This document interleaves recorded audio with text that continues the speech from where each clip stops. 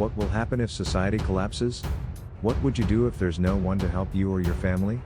Disaster preparedness is more than worrying, it's also about being practical, preparing for realistic scenarios and being ready for the unpredictable. An apocalypse is unlikely, but you'll need to know what to do in case it happens.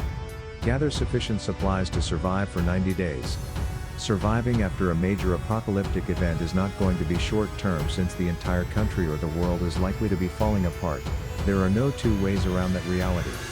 However, hopefully having 3 months of supplies will get you settled and going with your new self-sufficient habits. The more time you have dedicated to forming a plan when disaster does strike, the better. When preparing the supplies, think in 2 categories: basic survival and getting by. Obtain and stockpile basic survival, the most important items. Consider storing these items: jugs of water, canned goods, vacuum-sealed goods, blankets and pillows, medications, a weapon that you actually know how to use properly, a knife, in addition to a weapon, warm, long-sleeved clothing, if your climate requires it, carrying bag, for moving and/or fleeing. Set up a communication system.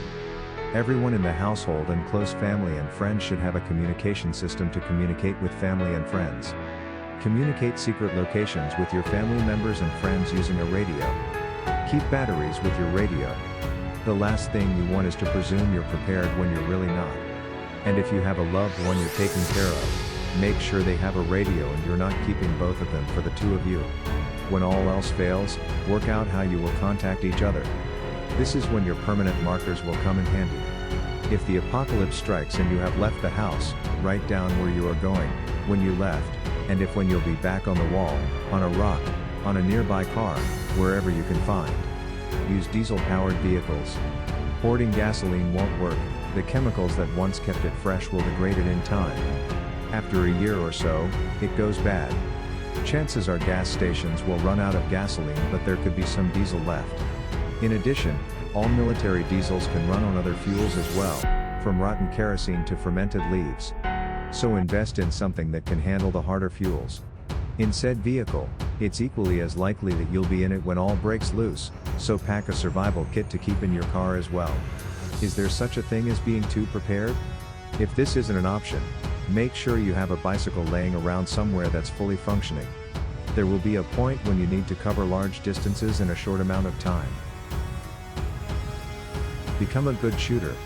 Depending on the circumstances surrounding the apocalypse, knowing how to handle a gun can mean the difference between life and death, particularly if you'll need to hunt or defend your home against violence. If it's legal to do so where you live, it might be a good idea to purchase a gun ahead of time and become proficient at using it. Be sure to exercise gun safety at all times. For starters, always keep the muzzle pointed in a safe direction, unload the gun when not in use, always treat a gun as though it is loaded, even when you know it isn't. Keep the gun where children cannot access it. Be sure of your target and what lies beyond it, and regularly have the gun serviced by a firearms professional. Regardless of who or what you'll be facing, this is probably a good idea. Anything menacing needs to be kept far, far away. Whatever or whoever your enemy, shooting them will probably increase your chances of not being attacked or eaten. Unless the apocalypse is due to some bacteria that's floating around in the air. In that case, get a gas mask. The zombies will probably still see you as an enemy. Learn how to hunt. Master the art of the snare trap. If you're really scrappy with it, you need nothing but what nature provides you. If you're on the ocean or near a body of water, get to fishing or fly fishing. Your stock of baked beans and spaghetti certainly isn't going to start spawning miraculously. Take a hint from Katniss and start honing your archery skills. Once you've got a reason, learn how to make your own bow. Find a way to generate your own electricity. Taking car batteries and daisy chaining them will act as an energy storage device, but you're going to need to generate power.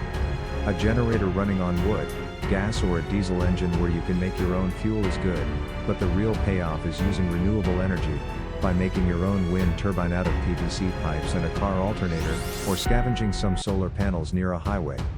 When the events do take a turn for the worst, at least you'll be able to be productive at night and have some of the luxuries of your former life. Having electricity in your safe house will keep the lights on and keep electronics running.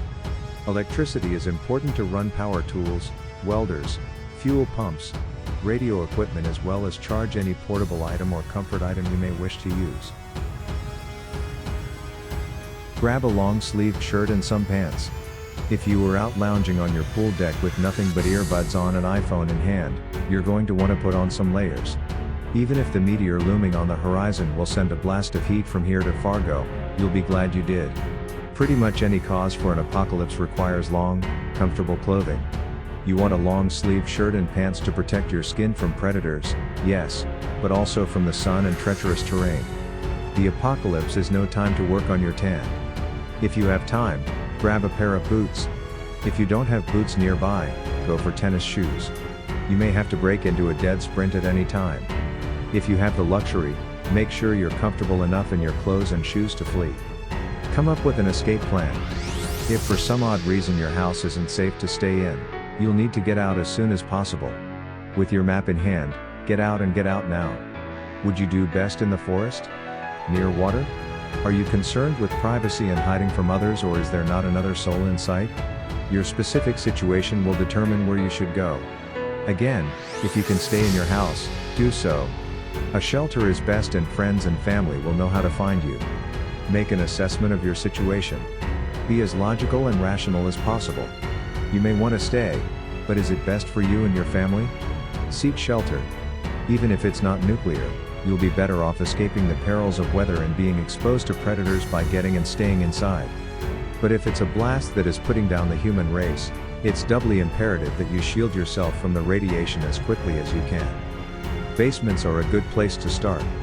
16 inches, 40.6 centimeters, of solid brick can keep radiation away from you, so you should fairly set there, not to mention among your own things. 1 inch, 2.5 centimeters, of steel will do it too, but you probably don't live on the Enterprise. Find a food source. You'll probably want this to be from a remnant of your soon-to-be past and not a raspberry bush or particularly lively pond. A grocery store or even recently deserted houses are your best bet. As you're scrounging, get a candy bar and chow it down. The last thing you want to think about right now is hunger. And stock up. Don't think in terms of days, think in weeks. Grab a few bags and start scrumping. What can you carry that'll last the longest? Think in volume and weight in addition to preservation. Cans are good, but they're heavy. But if everything is already picked over, don't get fussy, take what you can get. You'll need just anything to survive. Water.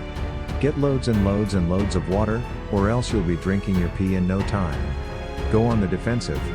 It's safe to assume at this juncture that whatever is out there is not your friend. Find a weapon that you can actually use and start watching your six. When it comes to humans, there is no place for intelligence and culture now. You do what you need to do. Don't flash your gun like you do your BMW. Conceal your weapons. You know that scene in Die Hard where Bruce had those guns taped to his back, despite the fact that tape doesn't adhere easily to pools of sweat, and pulled a one-over on that German villain either played by Jeremy Irons or Alan Rickman? That's going to be you. No one's going to pull the wool over your eyes. You're a weapon yourself. Find other survivors. You've got your food, you've got your weapons, and you've staked out a place to stay. Now it's time to assemble a team a la The Walking Dead. Except that you want a team that is actually useful. When you consider taking on others, their mouths to feed, after all, assess what they can do for you. Do they know plants? Are they a wizard with a javelin? Are they carrying their own stockpile of food? Okay, you'll probably want friends, so you shouldn't be too picky. If you're not going to assess them for their goods, at least consider their character. Does your gut tell you they're trustworthy? If you're all alone, keep a lookout for lights and fires at night time. If you see one or more, consider venturing out yourself to make new best friends, but only if you think the end would justify the means. How far away is the light? How quickly could you get there? What would you be risking by leaving? Are there predators or obstacles in your path? You may be better off being alone, for now. Stay positive. This will arguably be the hardest thing, especially if you're alone or wounded. But ultimately this hardship will be easier to handle if you remain optimistic about it. And if there are children with you, all the more reason. Do not let your ethics stand in the way of your identity. The rules are different now. Just because you decided someone isn't pulling their slack and the team should, therefore, cut their losses doesn't mean you've turned into an animal. Assess your moralities as you see fit, but understand that the world is a much different place now and you must adapt to it to stay alive and fruitful. It's now and you